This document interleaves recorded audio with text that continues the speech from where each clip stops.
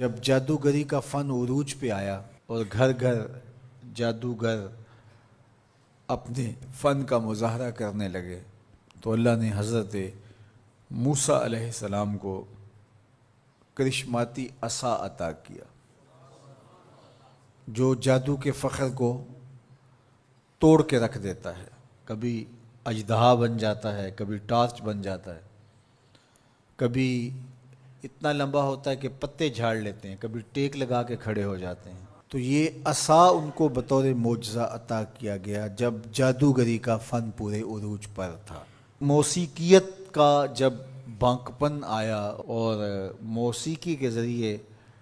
لوگوں کو مسحور کیا جانے لگا تو اللہ نے حضرت داؤد علیہ السلام کو وہ آواز کا جمال عطا کیا کہ جب وہ زبور پڑھتے تھے تو اڑتے پرندے رک جاتے تھے، ایسا حسن عطا کیا۔ لوہے کی صنعت عروج پہ آئی اور لوہے کو گرم کر کے نرم کیا جاتا، ڈھال کر کے زرہیں تلواریں بنائی جاتی، ظروف بنائے جاتے۔ تو اللہ نے حضرت داؤد علیہ السلام کو یہ معجزہ دیا کہ وہ لوہے کو ہاتھ میں لیتے موم کی طرح نرم پڑ جاتا اور جس طرح چاہتے اس کو وہ شکل دے دیتے۔ طب یونانی جب اپنے مرتبہ کمال کو پہنچتی ہے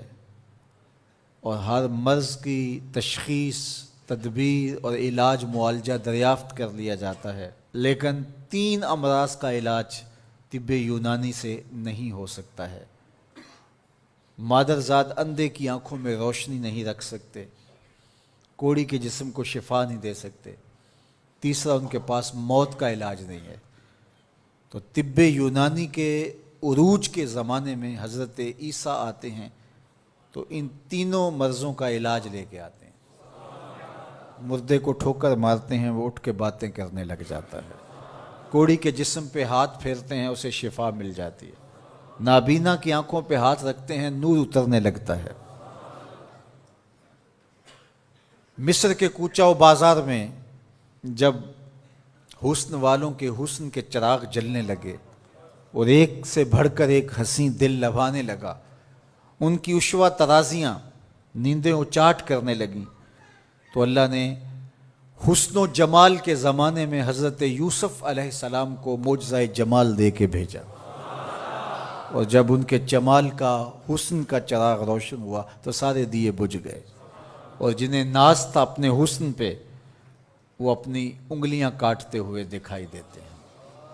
تو ہر دور میں ایسا ہوا۔ آپ انبیاء کی تاریخ پڑھتے جائیں اور ان کے معجزات دیکھتے جائیں، اور اس دور کا عروج اور بانکپن آپ کو جو ملے گا، معجزہ اس کا توڑ آپ کو نظر آئے گا۔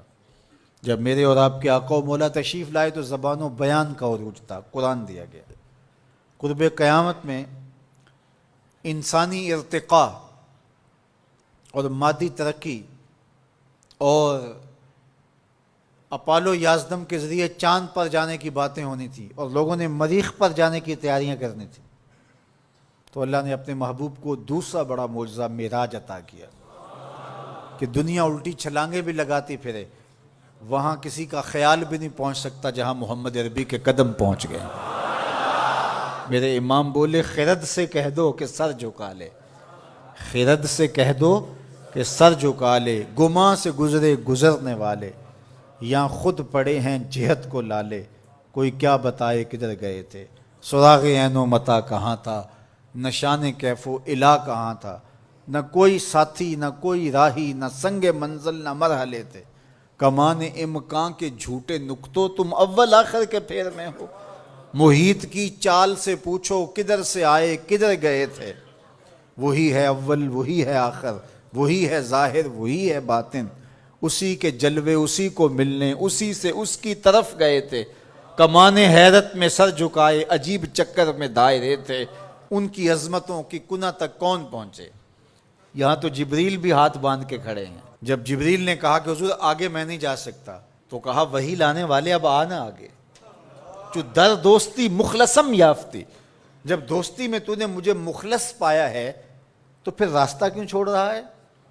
تو عرض گزار ہوئے اگر یک سر موئے برتر پرم، فروغ تجلی بسوزد پرم،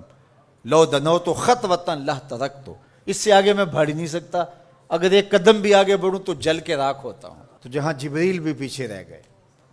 ملائک بھی پیچھے رہ گئے، کوئی فلک تے رہ یار گیا، کوئی جا سدرہ تے ہار گیا، ایک کالیاں زلفاں والا سی جڑا عرش تو بھی لنگ پار گیا، کوئی حد ہے ان کے عروج کی بلغ العلا بے کمالہ۔